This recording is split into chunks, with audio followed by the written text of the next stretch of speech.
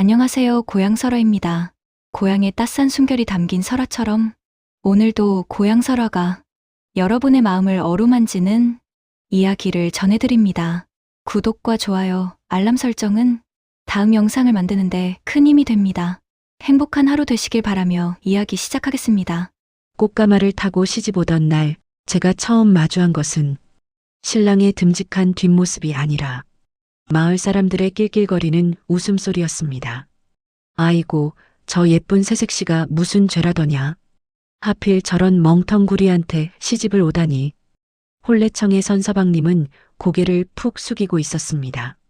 사모간대가 삐뚤어져 있어도 고쳐 잡을 줄 몰랐고 술잔을 받는 손은 벌벌 떨리고 있었지요. 사람들은 대놓고 수군댔습니다.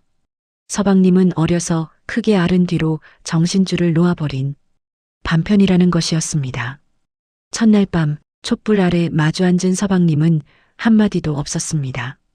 제가 조심스레 겉옷을 벗겨드려도 밥상을 밀어드려도 그저 멍하니 바닥만 보셨지요. 물어보지 않으면 대답하지 않았고 알아도 모르는 척 눈을 감았습니다. 그날 이후 제 가슴에 박힌 첫 번째 대못은 사람들의 눈빛이었습니다. 사람들은 서방님을 인간으로 보지 않았습니다. 길가에 굴러다니는 돌덩이만도 못한 취급을 했지요. 두 번째 대못은 언어였습니다. 서방님이 옆에 있어도 마치 없는 사람인 양 천한 농담을 주고받았고 시아버님조차 아들을 보며 한숨 섞인 욕설을 내뱉기 일쑤였습니다. 그런데 어느 날이었습니다. 마당에서 장작을 패던 서방님의 뒷모습을 보았습니다. 옹이가 박혀 아무리 힘센 장정도 혀를 내두르던 통나무였습니다. 서방님은 잠시 도끼 자루를 고쳐주더니 눈을 가늘게 뜨고 나무의 결을 훑었습니다. 툭! 힘을 준 것 같지도 않았는데 거대한 통나무가 단번에 두 쪽으로 갈라졌습니다. 그 정확한 손놀림. 순간 서방님과 눈이 마주쳤습니다. 평소에 흐릿한 눈동자가 아니었습니다. 서늘할 정도로 깊고 맑은 눈빛. 하지만 서방님은 이내 눈을 내리깔고 다시 멍청한 표정을 지었습니다. 우리는 서로 말하지 않았습니다.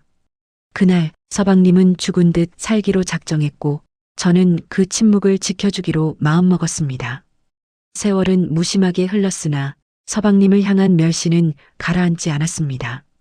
마을에 큰일이 생기면 서방님은 언제나 가장 굳은 일을 맡았습니다.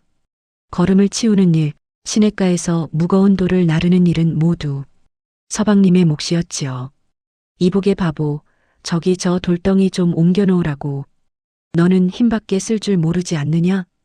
동네 장정들이 비아냥거려도 서방님은 허허 웃으며 고개만 끄덕였습니다.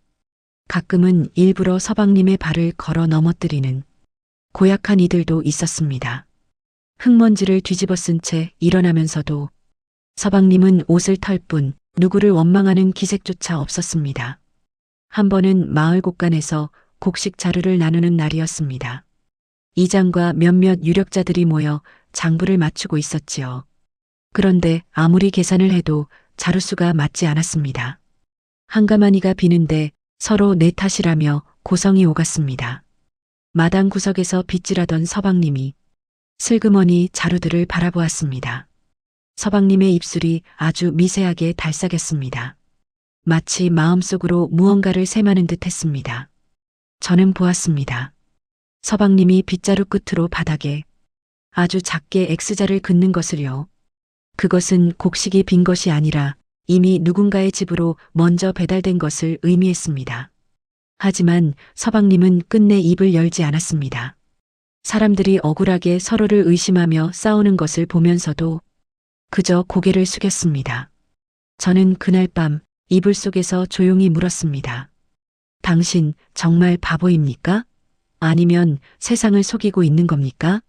서방님은 한참 동안 천장을 바라보다가 제 손을 꼭 잡으셨습니다. 거친 굳은 살이 박힌 손이었지만 그 온기만큼은 뜨거웠습니다. 아무것도 모르는 게 가장 편안한 법이요. 그 짧은 한마디에 제 심장이 내려앉았습니다. 서방님은 바보가 아니라 바보가 되어야만 살아남을 수 있는 무거운 사연을 품은 사람이었습니다. 하지만 그 평화는 그리 오래가지 못했습니다. 마을에 큰 가뭄이 들고 민심이 흉흉해질 무렵이었습니다. 관청에서 세금 조사가 나온다는 소문이 돌자 마을 장부를 관리하던 이가 겁을 먹고 도망쳐버렸습니다. 장부는 엉망진창이었고 누군가는 책임을 져야 했습니다. 마을 사람들은 비겁했습니다. 저 바보한테 장부를 맡깁시다. 어차피 글자도 모를 테니 나중에 관가에서 물어도 모른다고 하면 그만 아닙니까? 결국 아무것도 모르는 바보라는 이유로 서방님의 품에 마을의 생사가 걸린 장부가 안겨졌습니다. 저는 울며 반대했습니다. 잘못되면 관가로 끌려가 매를 맞거나 옥에 갇힐 게 뻔했으니까요. 하지만 서방님은 제 손을 뿌리치며 장부를 받아들었습니다. 그날 밤부터 서방님의 방에는 밤새도록 촛불이 꺼지지 않았습니다. 서방님은 붓을 들지 않았습니다. 대신 수천 장에 달하는 장부를 눈으로 읽고 또 읽었습니다. 숫자를 머릿속에 통째로 집어넣는 듯 했습니다. 가끔 먹물을 찍어 종이 귀퉁이에 점을 찍거나 작은 표시를 남겼습니다.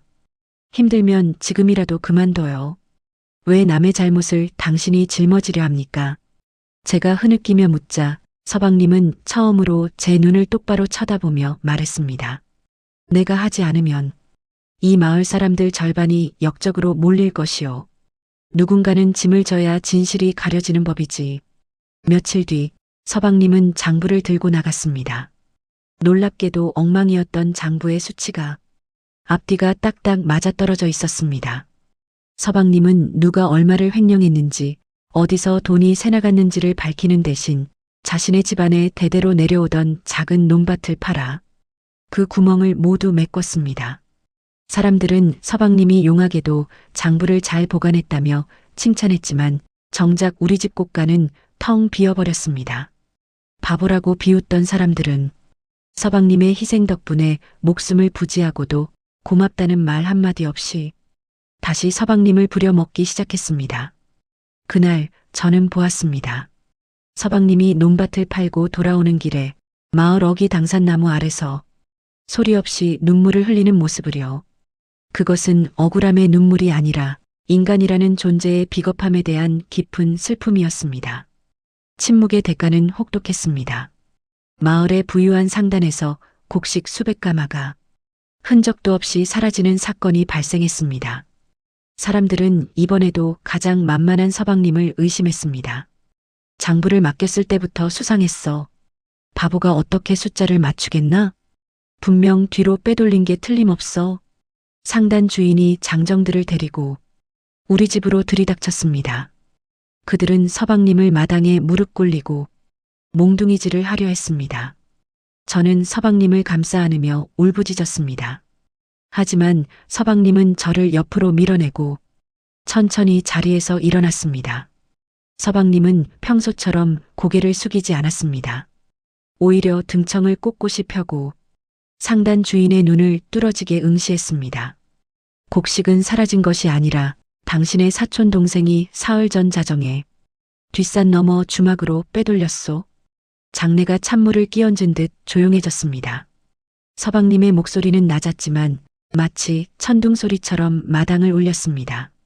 날짜는 정월 열라임 날, 시간은 자시. 가만히 수는 48가마. 그 가마니마다 당신이 몰래 찍어둔 붉은 인장이 찍혀 있을 것이요. 사람들은 경악했습니다.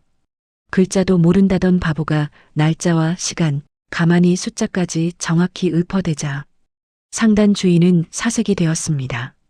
사람들은 서방님이 가리킨 주막으로 달려갔고 그곳에서 정말로 인장이 찍힌 곡식 가마니들을 찾아냈습니다. 진실이 밝혀지자 마을 사람들은 아연실색했습니다. 그동안 자신들이 바보라고 부르며 괴롭혔던 이가 사실은 마을의 모든 부정과 비리를 눈감아주고 있었던 천재였다는 사실을 깨달았기 때문입니다. 특히 평소 서방님을 가장 무시하던 김서방은 사시나무 떨듯 떨며 주저앉았습니다. 서방님이 그가 예전에 이웃집 닭을 훔친 일까지 이미 다 알고 있다는 눈빛을 보냈기 때문입니다. 하지만 서방님은 통쾌해하지 않았습니다. 오히려 그 자리를 피하듯 방 안으로 들어가 버렸습니다. 가해자들은 스스로의 부끄러움에 무너져 내렸고 마을에는 한동안 무거운 정적만이 감돌았습니다. 그 일이 있은 후 많은 것이 변했습니다. 사람들은 이제 더 이상 제서방님 앞에서 함부로 입을 놀리지 않았습니다. 길에서 만나면 먼저 고개를 숙여 인사했고 어려운 계산이나 판단이 필요한 일이 생기면 조심스레 우리 집 살인문을 두드렸습니다. 이보게, 이번에 땅을 나누는데 공정하게 좀 봐줄 수 있겠나? 서방님은 여전히 말이 적었습니다. 다만 예전처럼 바보 같은 웃음을 짓지는 않았습니다. 잠시 생각에 잠겼다가 종이 위에 선 몇 개를 긋거나 짧은 조언을 건넬 뿐이었지요. 서방님에게는 이제 바보 대신 선생이라는 호칭이 붙었습니다. 사람들은 뒤늦게 그를 대접하려 애썼고 예전에 저질렀던 잘못을 사과하며 고기를 들고 찾아오기도 했습니다. 하지만 서방님은 그 모든 호의를 담담하게 대했습니다. 빼앗겼던 논밭을 되찾아주겠다는 제의도 거절했습니다. 그저 지금처럼 작은 텃밭을 일구며 조용히 살기를 원하셨지요. 어느덧 머리에 서리가 내려앉은 서방님과 마루에 앉아 석양을 바라보았습니다. 서방님, 그때 왜 그렇게 오래 참으셨습니까? 진작 말씀하셨으면 그런 수모는 안 당하셨을 텐데요. 서방님은 허공을 응시하며 희미하게 미소 지었습니다. 말을 아끼면 세상이 보이고 마음을 비우면 사람이 보이는 법이라오. 내가 바보로 살았던 덕분에 당신이 내 곁을 지켜주는 진심을 볼 수 있지 않았소. 모든 상처가 사라진 것은 아닙니다.